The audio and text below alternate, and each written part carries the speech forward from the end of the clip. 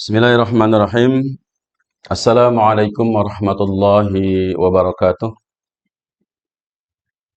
Alhamdulillahi wassalatu wassalamu ala rasulillah wa ala alihi wa ashabihi wa man tabi'ahum ila yaumil qiyamah. Asyhadu an la ilaha illallah wahdahu la syarika lah. Asyhadu anna Muhammadan abduhu wa rasuluhu la nabiyya ba'dah. Qala Allah ta'ala fil Qur'anil Karim, ya ayyuhalladzina amanu taqullaha haqqa tuqatih ولا تموتن إلا وأنتم مسلمون اللهم لا سهل إلا ما جعلته سهلا وأنت تجعل الحزن إذا شئت سهلا رب اشرح لي صدري ويسر لي أمري واحلل عقدة من لساني يفقهوا قولي. Saudara-saudara kaum muslimin rahimakumullah, saya sangat bahagia sekali bisa meneruskan rekaman untuk memperjelas tentang isi buku Serba 4 Menjadi Suami Qawam, dan kita sudah masuk pada halaman ke-7 atau 6 dan 7, yaitu 4 kaidah nafkah materi. Saya bacakan dari awal supaya nanti kemudian apa yang kita bahas. Kaidah pertama, suami hanya dituntut oleh Allah memenuhi kebutuhan dasar hidup, bukan keinginan apalagi kemewahan hidup. Kemewahan dan gaya hidup. Menikah itu ibadah. Tujuan ibadah sangat jelas, yaitu mendekatkan diri kepada Allah. Suami harus berada di jalur ini dan menjaga rumah tangganya berada di atas jalan tersebut. Makan, minum, berpakaian, dan menempati tempat tinggal, semua harus dalam frame ini, yaitu ibadah nikah. Cukup makan dan minum, tersedia pakaian untuk menutup aurat, dan ada sarana untuk berteduh dan berlindung dari terik matahari dan guyuran air hujan, maka suami telah menunaikan kewajiban menafkahi keluarganya. Makanan lezat, minuman nikmat, pakaian bermerek, dan rumah mewah bukan nafkah wajib suami untuk istri. Bahkan memaksakan ketersediaan semuanya dengan mengorbankan ketaatan kepada Allah merupakan sumber utama atau benih cinta dunia yang merusak visi ukhrawi. Sampai sini saya baca karena yang akan kita pertegas di sini adalah ibadah nikah. Insya Allah poin-poin ini akan kita bahas sampai ada sekitar 6 video akan kita buat, atau 6 video akan kita buat untuk menjelaskan makna yang terkandung dalam kata ibadah nikah. Seperti itu. Baiklah, video pertama ini kaum muslimin rahimakumullah, saya memberi judulnya adalah syarat diterimanya ibadah nikah. Syarat diterimanya ibadah nikah. Kaum muslimin rahimakumullah, dalam perkara ini maka perlu dibahas yang pertama adalah, sebelum kita masuk pada syarat diterimanya ibadah nikah, saya akan kasih prolog dengan satu ungkapan bahwa apa sih tujuan penciptaan manusia. Kaum muslimin rahimakumullah, kita sudah tahu betul bahwa Allah Subhanahu wa taala menciptakan kita dengan tujuan agar kita beribadah kepada Allah Subhanahu wa taala. Allah menciptakan semesta ini sebagai fasilitas untuk manusia, agar manusia beribadah kepada Allah dengan seluruh fasilitas yang lengkap dan sempurna. Bahkan tidak hanya itu, Allah sendiri sudah menciptakan manusia dalam keadaan ahsani taqwim, fi ahsani taqwim. Sehingga tidak diragukan lagi bahwa manusia sesungguhnya adalah hanya disuruh beribadah kepada Allah Subhanahu wa taala. Dan seluruh perlengkapan dan fasilitasnya sudah Allah siapkan untuk beribadah kepada Allah Subhanahu wa taala. termasuk juga Allah juga menyiapkan untuk kita bagaimana ibadah itu menjadi sesuatu yang mendatangkan kebaikan untuk diri kita. Jadi tidak hanya kosong, tidak tanpa balasan di dunia. Ada. Bagaimana perkataan Imam Ibnu Qayyim Al-Jauziyah dalam kitabnya Ad-Da'u wa Dawa, bahwa ibadah kepada Allah Subhanahu wa taala itu tidak disuruh cuma-cuma tanpa ada apa? Tanpa ada balasan. Dan balasan yang akan diterima oleh manusia yang beribadah kepada Allah Subhanahu wa taala juga termasuk di dalamnya pahala dunia, pahala alam barzah, dan pahala akhirat, yaitu apa namanya? Surga. Begitu juga kemudian dengan dosa yang diakibatkan karena tidak ibadah kepada Allah Subhanahu wa taala. Ada di dunia juga ada, di alam barzah juga ada, dan di akhirat juga ada, yaitu neraka. Itu kata Al-Imam Ibnu Qayyim dalam kitabnya Ad-Da'u wa Dawa. Untuk itu kaum muslimin rahimakumullah, maka berarti seluruh aspek kehidupan manusia itu harus dalam frame ibadah atau dalam pengertian lain bernilai ibadah. Gitu. Lalu kemudian nikah dalam Islam itu merupakan bentuk ibadah kepada Allah Subhanahu wa taala. Alasannya apa? Karena memang proses setelah Adam alaihissalam tercipta itu ada pernikahan, ada perkawinan. Dan maka manusia setelah itu adalah akan terus diwarnai dengan yang namanya pernikahan, perkawinan. Maka itu mustahil jika kemudian aktivitas yang begitu panjang itu tidak relevan dengan tujuan penciptaan manusia. Gitu. Itu mustahil. Maka logika yang benar adalah maka pernikahan itu pasti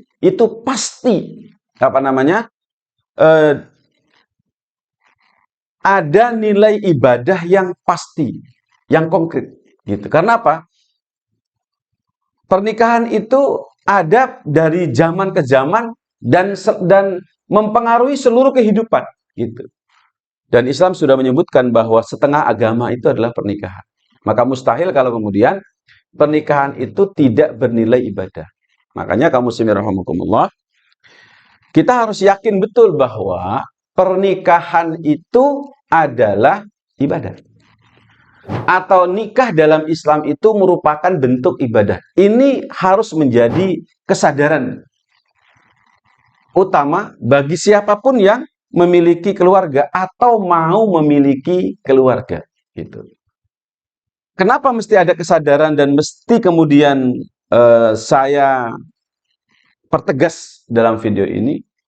Karena kaum muslimin rahimakumullah, jika sejak awal bahwa pernikahan itu adalah harus dalam frame ibadah, maka tentu bahkan sebelum anak lahir gitu, atau sebelum anak itu menjadi janin, itu sudah disiapkan oleh orang tua bahwa nanti janin yang akan ada dalam perut istrinya itu nanti akan melakukan aktivitas pernikahan yang seluruhnya bernilai ibadah.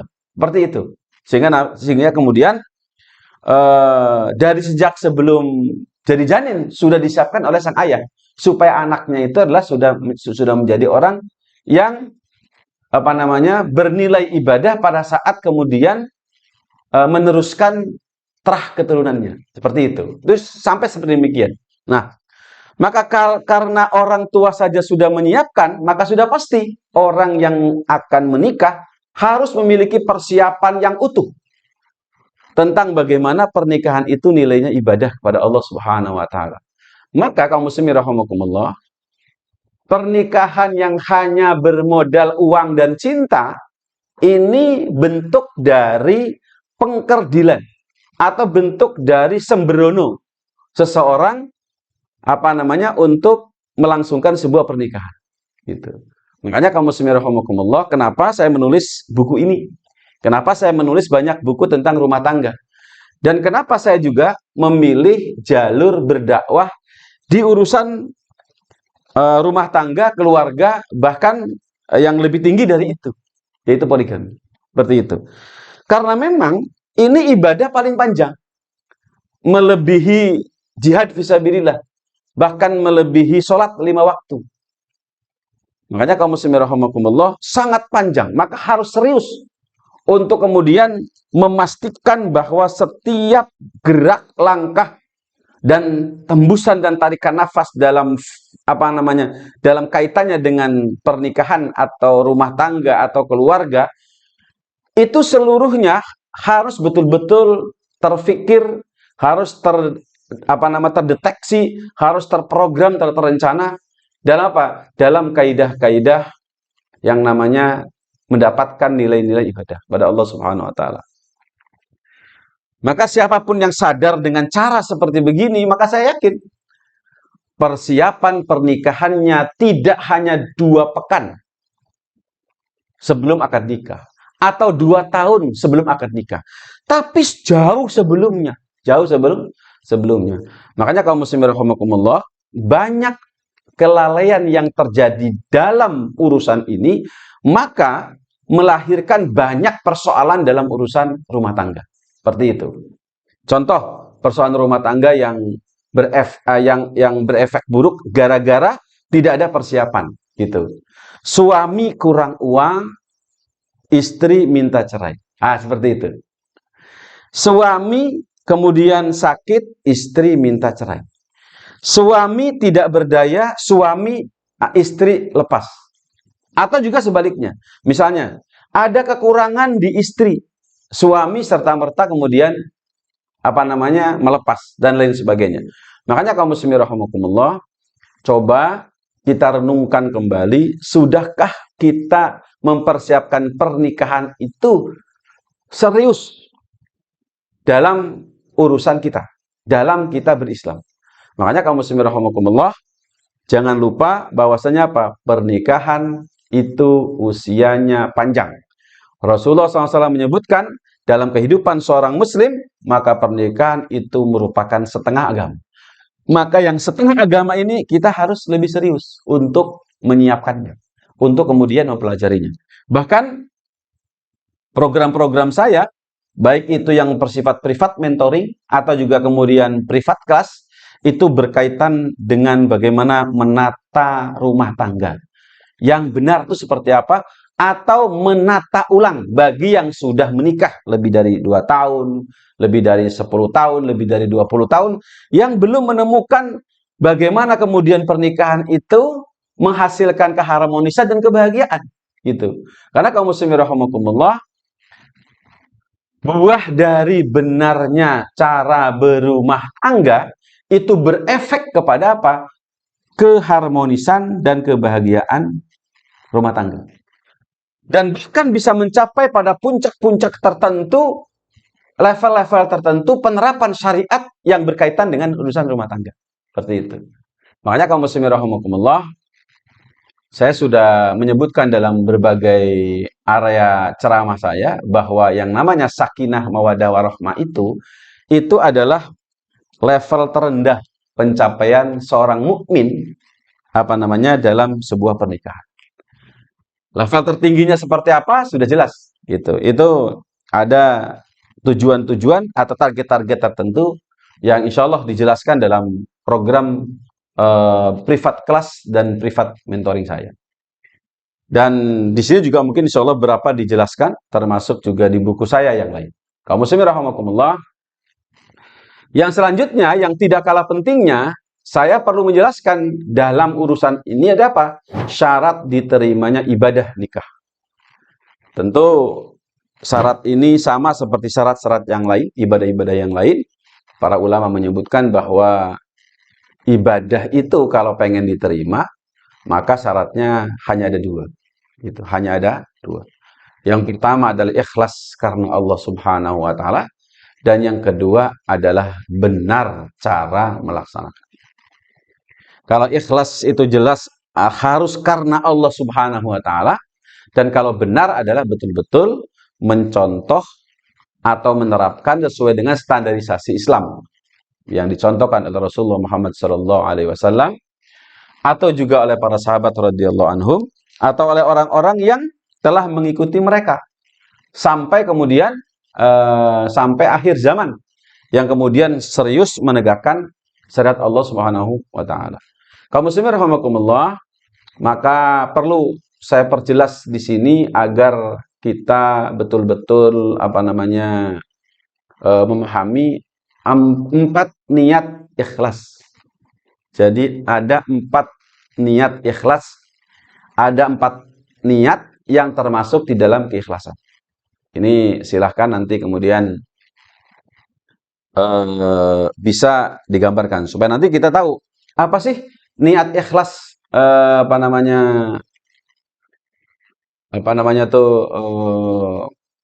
ibadah nikah itu, supaya kita bisa menjelaskan.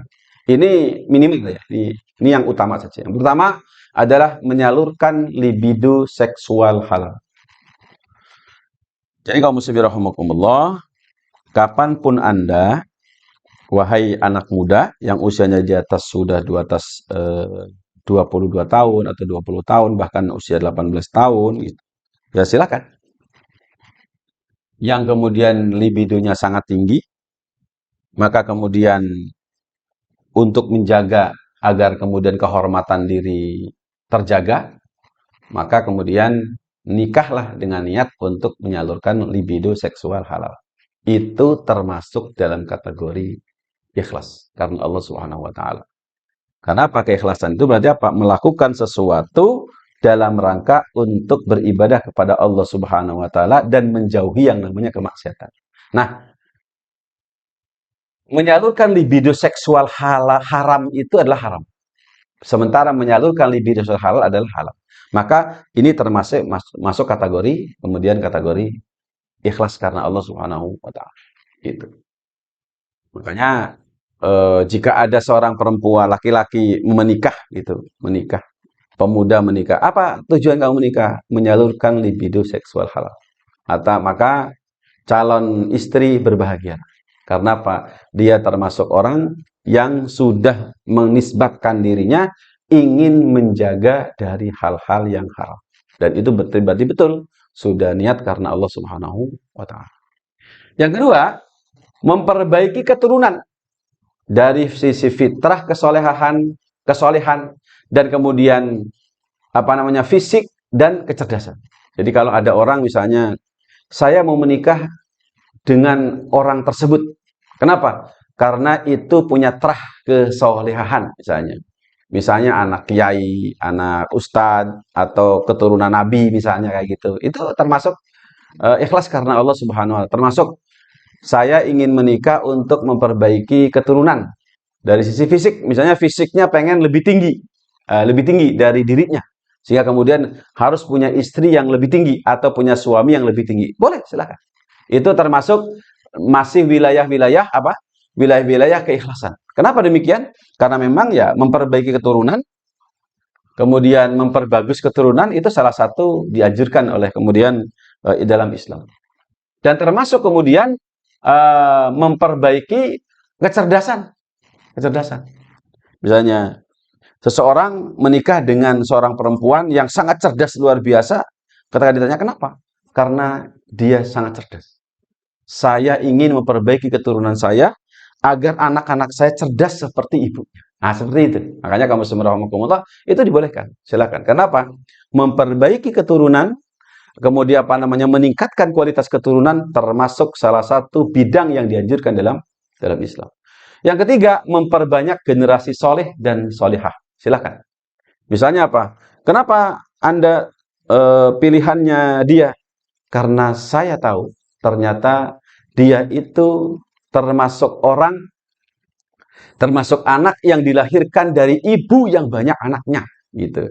Sebagaimana sebutan Rasulullah SAW, nikahilah wanita yang penuh kasih sayang dan banyak anak. Nah, seperti itu. Makanya kaum muslimin rahimakumullah, itu masih dalam kategori keikhlasan. Silakan. Nah, yang keempat, menjaga stabilitas kejayaan keluarga Islami. Boleh, silakan. Mungkin ada di antara keluarga bahwasannya kamu harus menikah dengan si Anu dalam rangka apa? Memperkuat kejayaan politik misalnya. Itu boleh. Dalam tradisi keislaman menjaga kekuatan keluarga di tengah-tengah masyarakat supaya kemudian tetap bisa menjaga sebuah keadilan dan kesejahteraan masyarakat, itu dibolehkan dalam Islam. Makanya seluruhnya itu adalah dalam kategori keikhlasan karena Allah Subhanahu wa taala. Karena apa?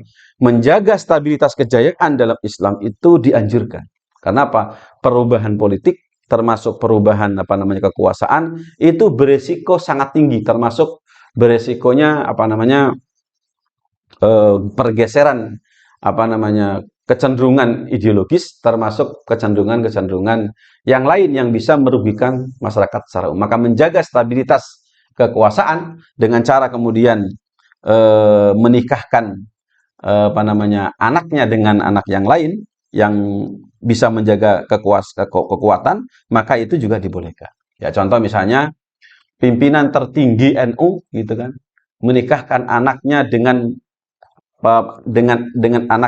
anak petinggi Muhammadiyah, itu atau organisasi lain yang lebih besar. Itu termasuk masih dalam wilayah ikhlas karena Allah Subhanahu wa taala, karena tujuan pernikahannya dalam rangka menjaga keutuhan keluarga besar yang namanya keluarga muslim dengan kejayaannya. Kenapa?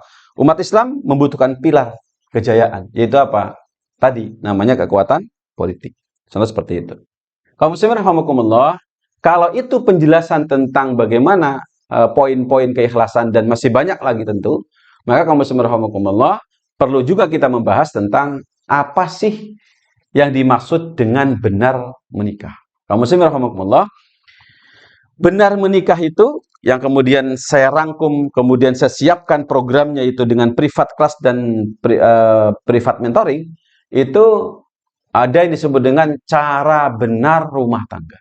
Cara benar rumah tangga berarti apa? Cara-cara yang diterapkan sebagaimana Islam mengajarkan.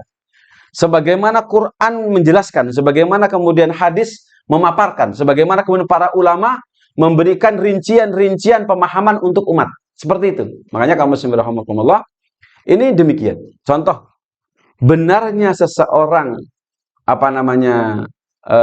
dalam pernikahan adalah apa? Misal, tidak memberikan kuasa harta suami kepada istri. Itu salah satu. Karena tindakan ini adalah tindakan benar. Ingat kaum muslimin rahimakumullah, Rasulullah sudah mencontohkan bagaimana harta Rasulullah SAW tidak dikuasakan kepada istrinya. Bahkan Rasulullah SAW hampir harta ghanimah yang merupakan hak Rasulullah Muhammad SAW itu habis sebelum masuk ke rumah istri-istrinya masing-masing. Contoh seperti itu. Atau yang lain misalnya, hak pemilikan suami tidak diatasnamakan istrinya. Itu termasuk perkara kaidah-kaidah yang benar. Atau misalnya seorang suami mempertahankan 4 elemen qawam yang harus ada dalam dirinya. Dengan meyakini bahwasanya apa? Bergesernya nilai qawam suami, nilai misalnya dalam elemen kepemimpinan rumah tangga bergeser sedikit saja itu kepada istri, maka akan ada kemudian permasalahan yang sangat krusial dalam urusan rumah tangga. Yang efeknya adalah apa? Akan melahirkan keturunan-keturunan atau kemudian contoh-contoh yang tidak bagus di kemudian hari. Makanya kaum muslimin rahimakumullah, menegakkan benar berumah tangga ini sangat penting. Apa saja? Tentu ini adalah perkara yang sangat luas untuk dibahasnya, melebihi luasnya pembahasan tentang kemudian ikhlas dalam sebuah pernikahan.